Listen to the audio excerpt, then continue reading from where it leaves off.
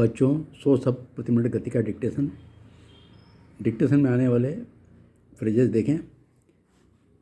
संविधान सभा में, स व से संविधान,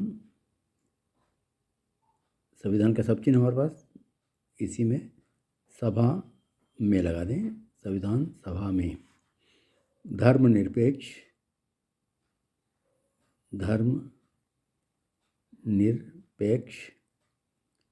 धर्मनिरपेक्ष। इसके बाद देखें धर्मनिरपेक्ष पार्टी, धर्मनिरपेक्ष, ऊपर से काट दें, धर्मनिरपेक्ष पार्टी।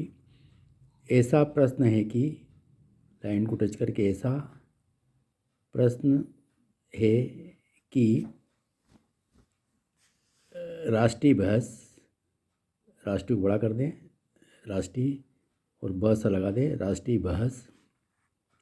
ऐसा समय आ गया है, ऐसे का सब चिन्ह है, ऐसा समय गया है, इसको हम पढ़ेंगे, ऐसा समय आ गया है।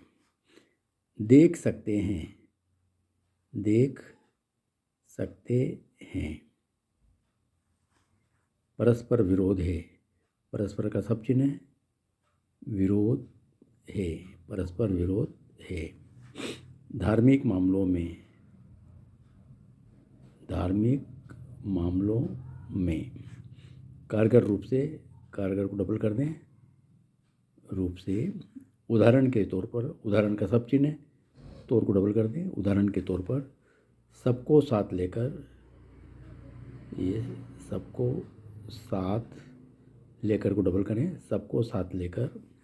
बराबरी की लड़ाई, बराबरी की लड़ाई में आप बराबरी लगा दें, बराबर का निशान लगाएं, ल लगा के एक टिक लगा दें उसमें, बराबरी की लड़ाई। फिर से देखें इसको, बराबरी की, ल करके एक टिक लगा दें, लड़ाई, बराबरी की लड़ाई। प्रवक्ता के रूप में, प्रवक्ता के रूप में। गैर बराबरी, ये गैर हमारे पास गैर बनाया और नीचे एक छोटा सा टिक लगाएं, ये सामने आपको बराबर दिखेगा यहाँ पर। गैर बराबरी, मेरे विचार से, मेरे विचार से। स्पष्ट रूप से, स्पष्ट का सब चिन्ह है, इसमें रूप से लगा दीजिए। परिभाषित किया गया है, परिभाषित किया गया है, किया गया है। मामलों को लेकर, मल से मामलों को लेकर को डबल कर दें। अपील करता हूँ, अपील करता हूँ। भारत की जनता, भारत को अदा करें, कि जन को अदा कर दें, भारत की जनता। किया जा रहा है, किया जा रहा है। तो बच्चों ये इस डिक्टेशन में फ्रेजेस आ रहे हैं, उसको मैंने आपको लिखाया। अब आप 100 शब्द प्रति मिनट गति से डिक्टेशन लिखें।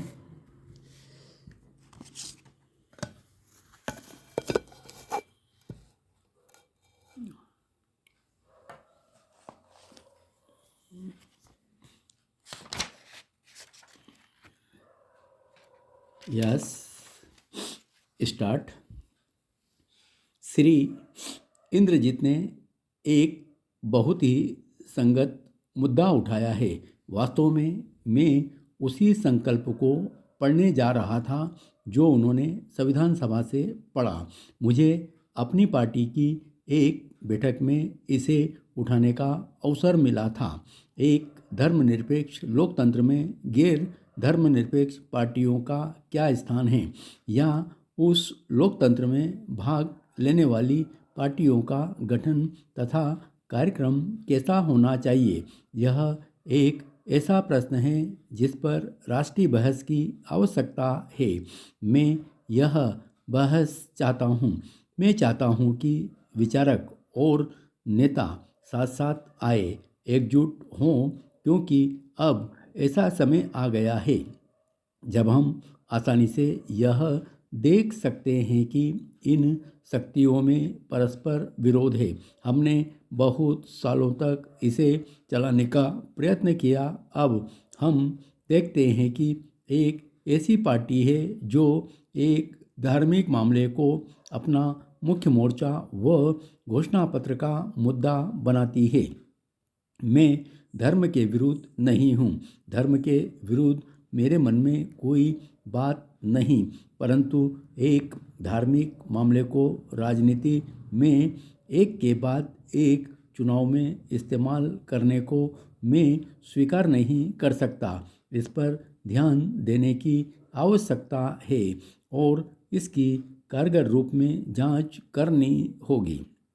यदि एक ऐसी पार्टी है तो हथियारों का सहारा लेती है। उदाहरण के तौर पर यदि एक पार्टी के उम्मीदवार के पास राइफल है और वह इसको साथ लेकर चलता है तो दूसरे उम्मीदवार के पास कुछ नहीं है, तो यह एक बराबरी की लड़ाई नहीं है। यदि एक पार्टी राम को पार्टी के प्रवक्ता के रूप में अपनाती है और रात दिन लोगों के मन और मस्तिष्क को प्रभावित करती है, जबकि दूसरी पार्टी उसका नाम तक भी नहीं लेती, क्योंकि वह एक धर्मनिरपेक्ष पार्टी है, वह उसका उपयोग एक मुद्दे के रूप में नहीं करना चाहती, तो यह फिर एक बराबरी की लड़ाई नहीं है और मेरे विचार से संविधान एक गैर बराबरी की लड़ाई की अनुमति नहीं देता है। लड़ाई बराबरी की होनी चाहिए। चुनाव में भाग लेने वालों को कुछ निर्देश, मार्गदर्शी बातों व सिद्धांतों का पालन करना चाहिए जो सबके लिए समान हैं और जिनको संविधान में बहुत स्पष्ट रूप में परिभाषित किया गया है। इस पर ध्यान देने की जरूरत है। इन सभी के लिए ठीक होगा राम को वहीं रहने दे जहाँ वे रहते हैं।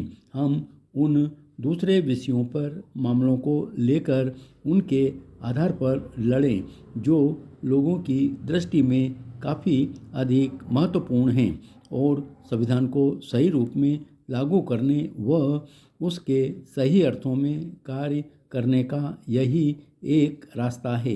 मैं उन दूसरी पार्टियों से अपील करता हूँ जो शायद यह सोच रही है कि यह उनकी स्थायी संपत्ति होने जा रही है। यह उनकी स्थायी संपत्ति नहीं होगी। भारत की जनता इस खेल को बड़ी आसानी से समझ सकती है और इसे समझने में एक चुनाव से ज़्यादा समय नहीं लगेगा। लोग देखेंगे कि अनावश्यक नारेबाजी करने के अलावा कुछ न करके 5 वर्ष का समय नष्ट किया जा रहा है। इसके लिए मैं चाहूँगा कि इस पर ध्यान दिया जाए।